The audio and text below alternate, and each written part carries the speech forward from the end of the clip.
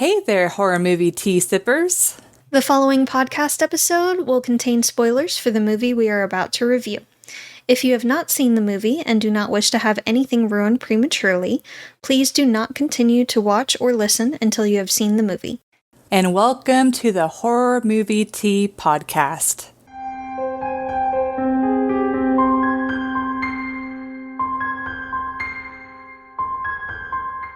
Today, we are covering Behind the Mask, The Rise of Leslie Vernon. And I don't know, do we want to consider this one requested by V? Because I know he brought it up. Why not? Okay, it was requested by V. Honestly, I was very happy that he brought it up too. Oh, really? I had already seen it before. Oh, okay. But before we go into the review, let's grab our cups and talk about tea. So I am drinking the traditional medicinals organic turmeric tea. And what do you know? It's got turmeric in it. And I'm drinking Twining's pure peppermint tea. And guess what, guys? It just has peppermint. Oh my God. I never would have guessed. The twist.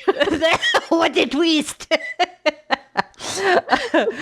And for our tea sippers out there, brew yourself a cup of tea, sit back, relax, and we hope you enjoy the review. So, this movie is about a documentary crew that follows aspiring serial killer Leslie Vernon as he prepares to become the next great slasher villain. He stages his backstory, selects his victims,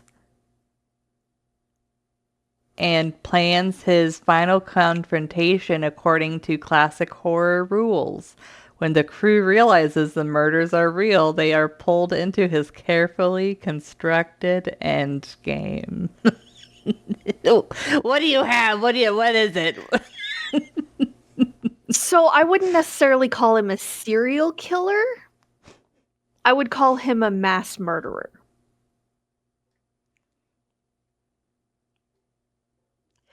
But the point is... There is a difference. Yeah, I understand. There is a difference. But horror movies just call all killers like serial killers. Like, you know, between and Michael Myers and... Okay, he was a mass murderer too. Okay, but... Okay. I am following so was Jason. I am following the logic of the movie, ma'am. This is not semantics. And their logic is wrong. Well, anyways. Sorry, I'm feeling a little punchy.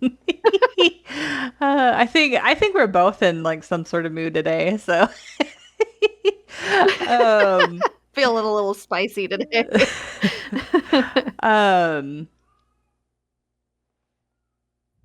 Excuse me as my cat sings a song for people. Yes. So for entertainment, I will say what makes this whole experience with watching this movie even funnier is like I had no idea that this was supposed to be a comedy. So I thought it was like a serious, like fake documentary about when them interviewing a serial killer or something. And that for sure was, almost immediately when I started watching the movie, I'm like, oh, okay, this is not a serious film. but it was funny. Nope. It was funny because it's like, you know, I enjoy, well, okay, so I give this a 7.5. It's like, I really like the fact that, oh no, my Discord notifications are on. Okay, we're going to move on and ignore that. I really like the fact that, you know, they bring up all of the serial killer or slasher horror movie tropes like that. That was really fun. But it's like I also like that it was clever enough to have like a twist at the end. Like I really enjoyed the twist, and I also love the panic when they found that the final girl wasn't like a virgin, and they're like, "Oh no, if he The finds out." supposed final girl. Yeah, it's Yeah, like he'll kill us all and leave no witnesses. yeah. And then like And she's over here. I'm sorry, I'm not a virgin. yeah, and they're like, "It's all your fault," and like, oh man. But and I love how casual the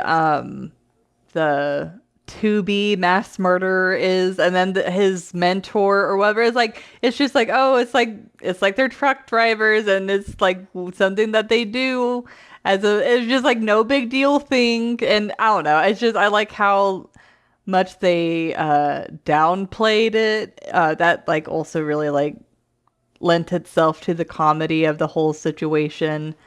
um They view it as providing a service.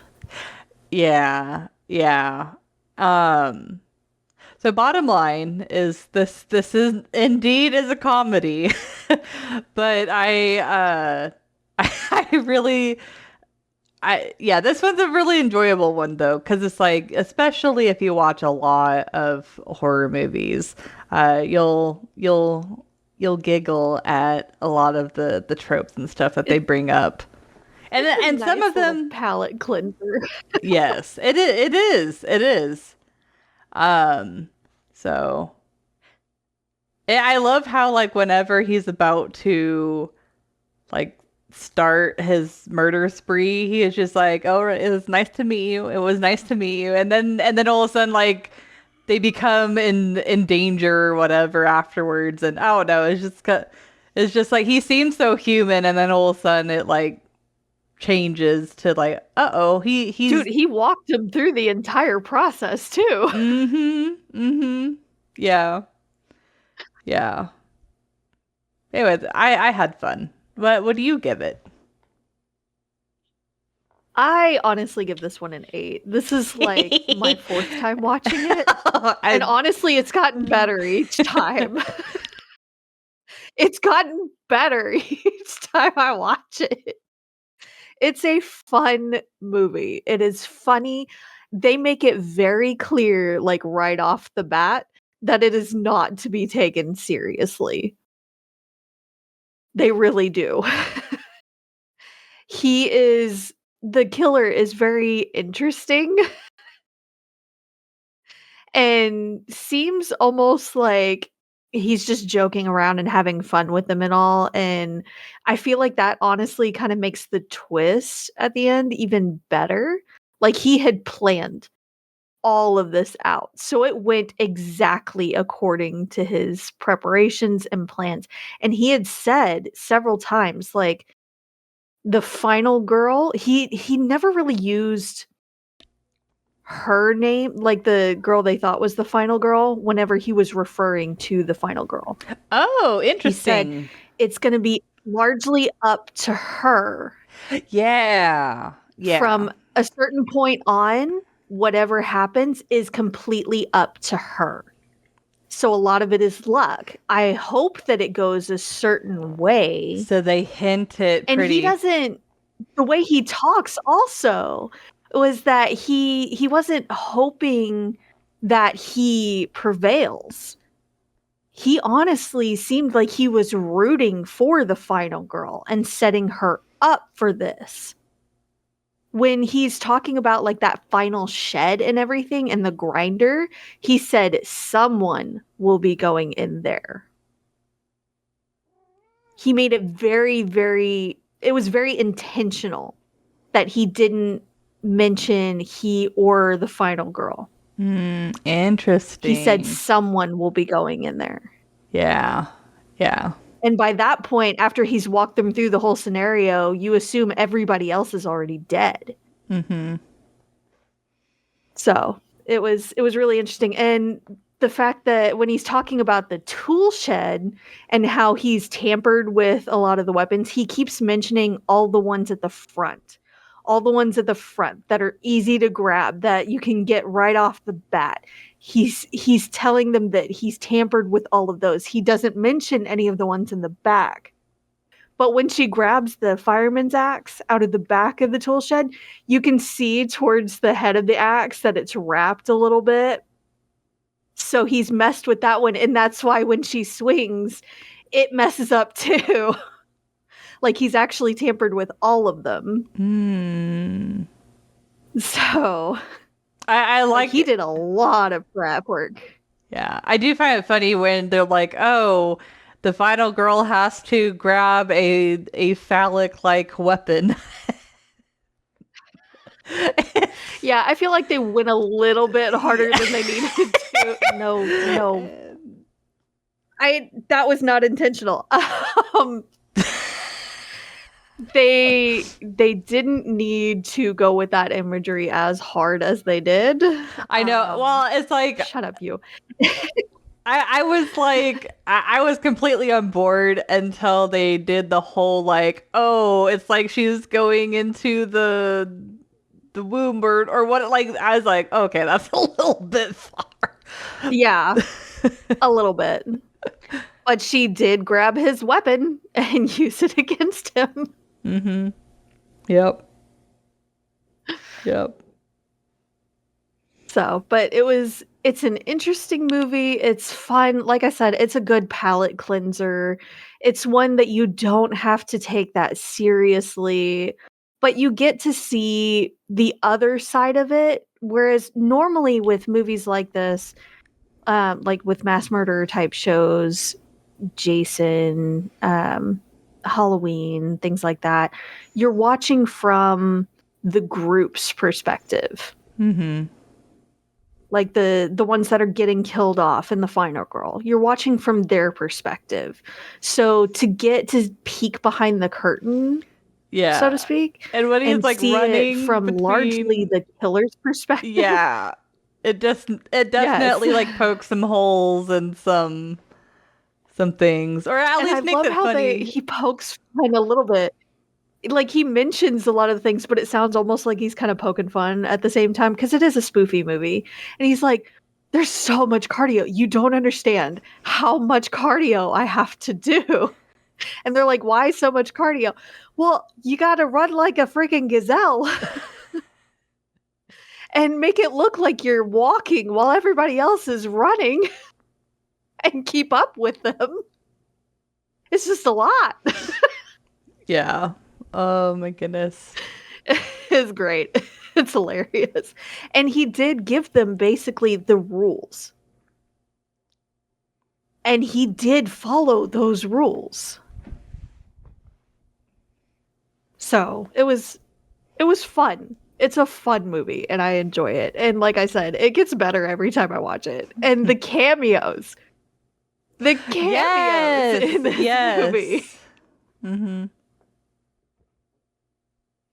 You get the medium lady from Poltergeist. This house is clean. Oh, I missed that. Get freaking Freddy Krueger. Yeah, she was the librarian lady. Oh, okay, okay. Librarian lady. Oh. Yeah. And then the Ahab guy was friggin' Freddy Krueger. And I'm sure he's been in other things, but his mentor was Herschel from Walking Dead. That's just the first thing that comes to my mind whenever I see him. So.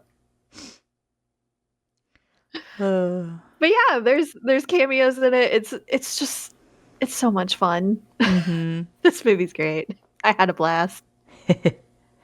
Yes. Well, I guess so for realism. Honestly, this movie kind of increases the realism for like slasher, because it's like they like explain how he's able to do certain things that, like, if you're just watching a slasher movie, it makes it, you're like, how the hell did they do? And anyway, so I don't even know how you rate the realism of this. I mean, obviously, like the documentary crew. Honestly, they did a really good job. Mm-hmm. Yeah. Yeah. And the explanations seemed pretty decently sound. Hmm. The prep work that he says and shows Mm-hmm. really add to it. The device he set up for the lights and everything really add to it. The spark plugs out of the vehicles, it's not as easy as he made it seem. So I did take off a little bit for that. But it's like I don't know nitpick about you, stuff. but the biggest it is, but the biggest issue I had with it was that like the premise for the documentary itself. Hmm. I kind of waver on that one. Because if you're going to interview someone who is clearly intending on killing several people,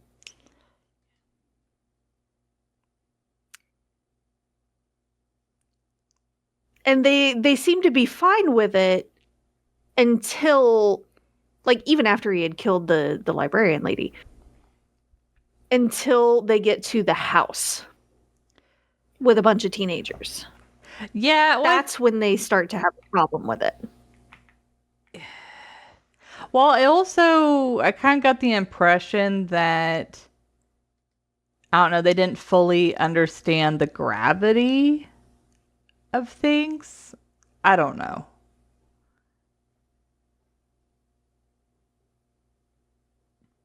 I But mean, he was shot at in the library. well, I know. But I don't know that. Yeah, they were a little bit.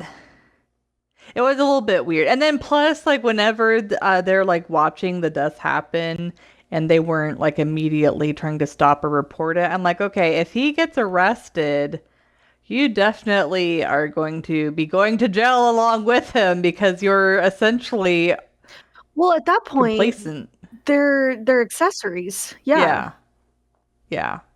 Because they were following him while he was doing a lot of the prep work and everything. He told them the entire plan, Mm-hmm. and they did nothing to try to prevent it, Yep. including call the police with plenty of evidence. Mm-hmm. Yep. So, yeah, they all would have been prosecuted. Yep. But So, that's honestly the biggest issue that I had with it. Like I get the yeah. draw of wanting to know and wanting to document that kind of thing and peek behind the curtain and get that information because no one really has except after the fact. You can interview a lot of the murderers like after the fact and get a bunch of that information, but it's different. It's different seeing it, the steps one by one, how it works, the thought process behind it, the prep work and everything. It's different. Mm-hmm. So I get the draw. But I feel like their moral compasses were just a little bit like on pause for 90% of the movie. Yeah. And then they're like, "Oh yeah, this isn't okay." Yeah, this is I don't like this. They literally were documenting the crime or the Yeah, setup for the crime. Yeah. with evidence of all of them being there. So they are all culpable in it. Yep. Yep. But What do you give it? oh.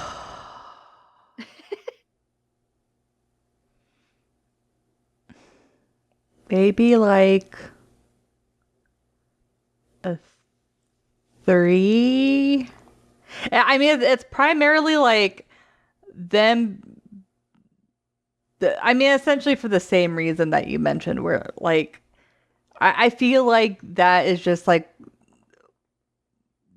one of the biggest plot holes in the movie that it like really brings down the realism. But I mean, aside from that, like, yeah, the fact that he's like explaining things and is talking about all of the intricacies of like setting it up, it does like it not only makes this movie feel more realistic, but it's like if you apply it to other slasher movies, it kind of like almost increases the realism a little bit for those. I know, like not all of them, but um, I don't know. I guess a three, So three I and a give it a half. 4. Okay, Mhm. I'm gonna commit to a 3.5. I gave it a 4, and honestly, the biggest one was, like I said, just the, and I kind of waver on that one because again, I can see the draw of it, and they're grad students, so they're wanting to do this big project so they can all graduate and get a good grade and everything, and really make a name for themselves while they're at it. So again, I can see the draw. I'm just not quite sure that anyone else wouldn't have stopped and been like, okay, hold on. Mm-hmm. We've gotten up to this point. This is enough material. We need to go to the police and stop all of it from happening with all the evidence that we've gathered. Make duplicates because they're going to take everything. But we need to stop this from going further, especially after the librarian was killed. Be like, okay, now if we don't turn this stuff in, then we are part of the crime at this point. Yep. But otherwise it's nitpicky stuff like the spark plugs and people bleeding out a little faster than they should, but honestly the effects were great. Yes. They used mostly practical effects and it was all really good. Which is unusual. The mentor guy being, I know, right? Yeah, I feel like for spoof really movies low and budget stuff, kind of like, feel. yeah, it's like they normally don't go that hard on the effects. I know, but they did a really good job. The mentor guy being down in the sensory deprivation thing for 3 days. I call BS on the time frame just because he would have run out of air. Mm-hmm. He would have in that space completely buried. Yeah, he would have definitely run out of air. You can survive for 3 days without food and water, and if you meditate and all, and that I can understand surviving, except for the fact that you need air to breathe. And he would be covered in his own waste by that point. Oh yeah, for sure. 100%. 100%. There was also the fire at the end. I know he mentioned flame retardant things that he was slathering all over himself, but hair burns, clothing burns, and smoke inhalation is also a thing. Yeah. So that's normally what gets you his first. head was wedged. Yes, and his head was also wedged between metal things in the grinder that would also heat up during a fire. Oof. So he definitely would have been dead if he wasn't already by then. So when he rose up at the end of the credits, I know they alluded to that a lot during the story, and I know it's a movie and all, but I'm just saying for realism scale, I took off for that. It was great story-wise. Yeah. And made for great imagery and everything. But in reality, no. Just no. But everything else was done really, really well. The fact that he partly sawed through different tree limbs so that if anyone tried to jump, they would obviously break immediately and do absolutely nothing for them to break their fall. Nailing windows shut to where it was difficult to tell from the inside that they were nailed shut. They did mention, well, wouldn't they just smash out the windows? And he goes, you'd think that, but you'd be surprised. And they never actually did smash out a window. No one tried to get up on the roof. Even though they did show a couple of areas where you wouldn't have hurt yourself that much if you climbed down from the roof.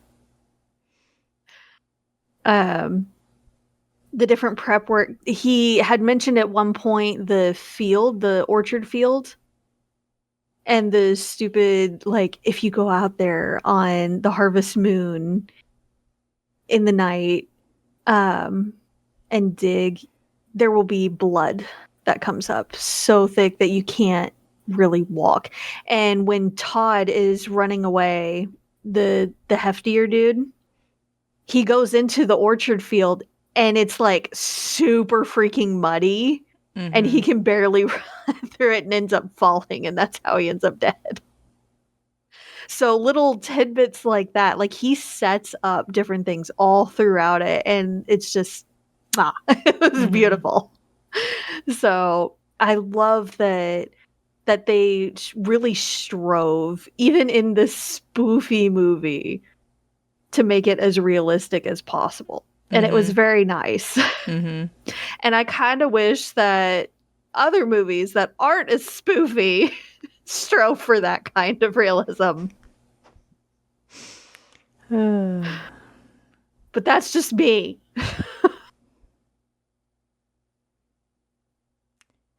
Well, I definitely think, especially if you like comedy horror, I definitely feel like this one is probably one of the top tier like comedy horror movies. Oh, yeah. Yeah, for sure. But It's not like super, super outwardly funny. It's mostly just like situational kind of things. Yeah. And his personality itself, it's just, I don't know what it is about his personality. I don't know. It was funny though. But thank you for joining us today, and let us know what you thought of the movie. If you'd like to recommend a movie, game, or tea, you can leave us a comment or join our Discord server. And if you'd like to keep up to date with our content, you can find our link tree listed below. Yep. And if you'd like to support the podcast, please subscribe, like, and share our content. We also have a Teespring and PayPal donate button available if you'd like to support us monetarily.